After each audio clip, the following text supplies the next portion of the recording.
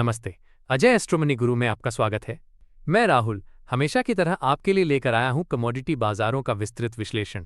आज बात करते हैं सीबीओटी सोयाबीन ऑयल फ्यूचर्स की, जिसमें गुरुवार को उतार चढ़ाव के बाद कमजोरी देखने को मिली। जुलाई 2025 कॉन्ट्रैक्ट ZLN25 0.72 सेंट की गिरावट के साथ 49.11 सेंट प्रति पाउंड पर बंद हुआ। इस गिरावट के पीछे कई कारण रहे, जिनमें सबसे प्रमुख है अमेरिका का नया टैक्स बिल। अमेरिका में बुधवार को एक टैक्स बिल पास हुआ जिसने बाजार में काफी हलचल मचा दी। इस बिल में section 45 Z clean fuel production credit को 2031 तक बढ़ाया गया है, जो अच्छी खबर है। लेकिन साथ ही 2027 के बाद क्रेडिट ट्रांसफरेबिलिटी खत्म करने और कुछ फीड स्टॉक पर प्रतिबंध लगाने जैसी शर्तें भी जोड़ी गई हैं। शुरुआत में तो बिल को लेकर काफी चिंता दिखी और कीमतों में लगभग 3.5% की भारी गिरावट आई। हालांकि बाद में बाजार थोड़ा संभला, क्योंकि ट्रेडर्स को लगा कि ये बदलाव शायद शॉर्ट टर्म में उतने नकारात्मक नहीं होंगे जितनी आशंका थी। अब बाजार की पूरी नज़र व्हाइट हाउस और office of management and budget OMB की एक अहम बैठक पर है। इस बैठक में एनवायरमेंटल प्रोटेक्शन एजेंसी EPA के बायोफ्यूल टारगेट्स और उससे जुड़े अन्य टैक्स क्रेडिट्स पर बड़ा फैसला होना है। बाजार के जानकारों को उम्मीद है कि अमेरिकी प्रशासन रिन्यूएबल वॉल्यूम ऑब्लिगेशन RVO को बढ़ाकर 5.25 बिलियन गैलन प्रति वर्ष कर सकता है। सोयाबीन ऑयल पर दबाव का एक और बड़ा कारण क्रूड ऑयल में कमजोरी भी रही। जुलाई WTI क्रूड ऑयल CLN25 गुरुवार को 0.60% $0.37 घटकर एक हफ्ते के निचले स्तर पर बंद हुआ।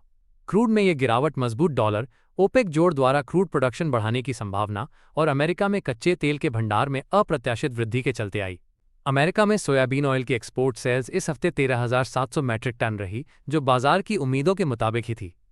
मौजूदा सीजन के लिए अब तक कुल निर्यात बिक्री 2.244 अरब पाउंड पर पहुंच चुकी है, जो USDA के कुल अनुमान 2.40 अरब पाउंड का लगभग 94% है। फंड्स की गतिविधि पर नजर डालें तो गुरुवार को कमोडिटी फंड्स ने सोयाबीन ऑयल में करीब 1000 कॉन्ट्रैक्ट्स की नेट खरीदारी की। वहीं सोयाबीन और सोयामील में भी फंड्स खरीदार रहे, जबकि कॉर्न और गेहूं में उन्होंने बिकवाली की। IC कैनेडा कैनोला फ्यूचर्स पर सोयाबीन ऑयल की कमजोरी का ज्यादा असर नहीं दिखा। जुलाई कॉन्ट्रैक्ट मामूली गिरावट के साथ 10 सेंट घटकर $715.90 प्रति टन पर बंद हुआ।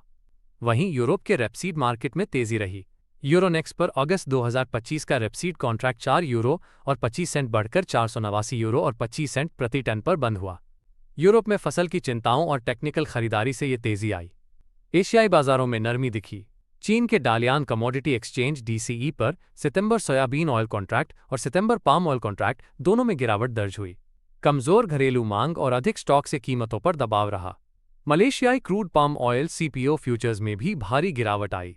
बेंचमार्क अगस्त 2025 कॉन्ट्रैक्ट 73 रिंगिट 1.87% घटकर 3,894 रिंगिट प्रति टन पर बंद हुआ।